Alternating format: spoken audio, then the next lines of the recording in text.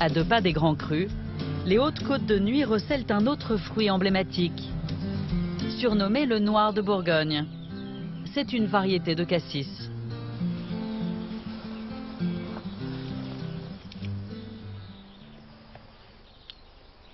Ça, c'est un cassis qui me plaît. En fait, il y a toute une complexité aromatique dans ce grain de cassis. On a l'acidité, on a l'astringence, et puis derrière, on a les arômes qui arrivent avec des puissances aromatiques qui sont à différents étages et puis qui se diffusent dans le temps. Donc voilà, un grain de cassis, c'est comme ça. C'est lisse, ça reflète la lumière, on a un éclat lumineux dessus. Et quand on l'ouvre ici, donc on a des petits grains, l'intérieur, la pulpe qui est verte, translucide, et puis la couleur est contenue dans la peau. Et donc si on l'écrase, tout doucement, on libère la couleur, qui est caractéristique du noir de Bourgogne. Lui, c'est seulement sa peau qui amènera la couleur.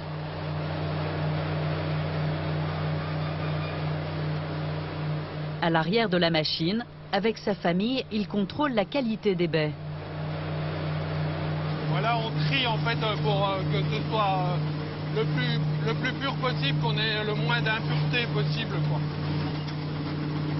C'est un produit très fragile en fait, malgré sa peau, etc. Quand on veut le ramasser à maturité, comme nous on fait en pleine maturité, c'est-à-dire à l'instant où il est le meilleur, et on a très peu de temps pour le ramasser avant qu'il passe le stade supplémentaire où il sera oxydé ou pas au bon stade pour obtenir l'excellence. Ici, c'est la vigne, notre référence. Hein. On est quand même sur les Champs-Élysées du vin entre Dijon et Beaune. Et pour les petits fruits rouges, c'est exactement pareil. Le cassis ici dans les Hautes-Côtes avec des terres creuses profondes, énormément de cailloux, il ne va pas avoir beaucoup de rendement. Il va souffrir pour pouvoir donner. Et ça va lui donner sa qualité. Tout le cassis est cueilli en une journée. Sylvain va transformer sa récolte dans son atelier. Il y fabrique de la crème de cassis. Une liqueur qui a fait la réputation de cette baie.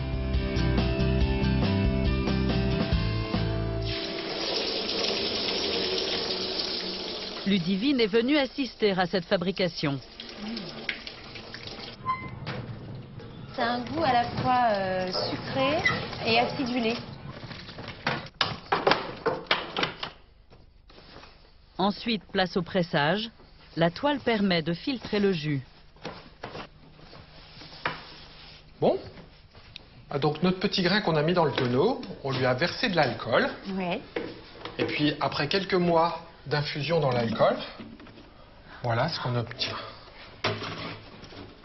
Donc en fait, tu vois, on met l'alcool à fleur. Ah oui, à fleur. Elle est vraiment juste que les fruits baignent dedans, mais soit pas trop. C'est souple ou pas? C'est souple. Les baies sont restées très intègres, très entières. Ah bah là, les grains de cassis, en fait, ils ont été réhydratés par l'alcool. Donc ils sont redevenus des grains. Par contre, si on les prend tous un par un, ils sont tous, ils sont ouverts pour permettre l'échange. Et donc pour permettre à ce solvant, l'alcool, de venir extraire les arômes, la couleur, la texture du cassis. Dans sa liqueur, Sylvain ne rajoute aucun additif. Tout ton fût va tenir là? Ouais. Ah, oui. Ouais.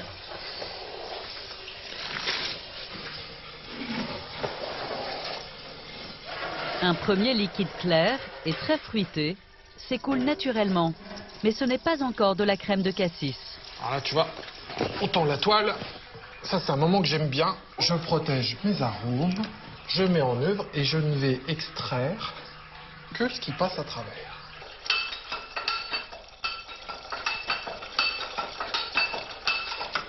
Je peux prendre un verre?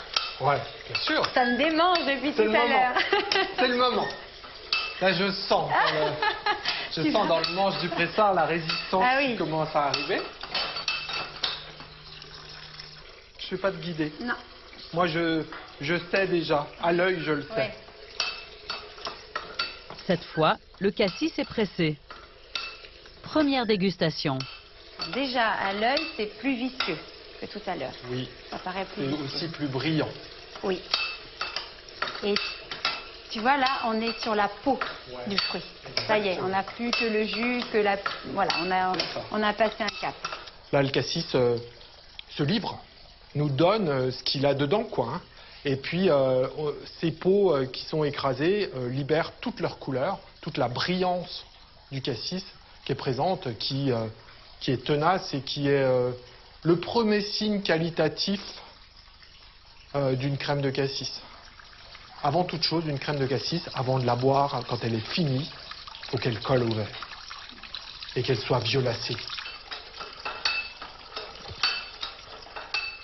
Il faut perpétuer cette façon de faire parce que c'est, outre le patrimoine et le produit fini qui en découle, ce sont aussi des valeurs. Voilà, les valeurs qui vont avec, les valeurs associées. Celles d'un travail de longue haleine avant dans les parcelles, celles d'un travail d'équipe aussi, parce que tout seul on n'y arrive pas, hein, il ne faut pas se tromper. Donc c'est, voilà, et puis de nos terroirs. Donc ça, il ne faut pas les abandonner.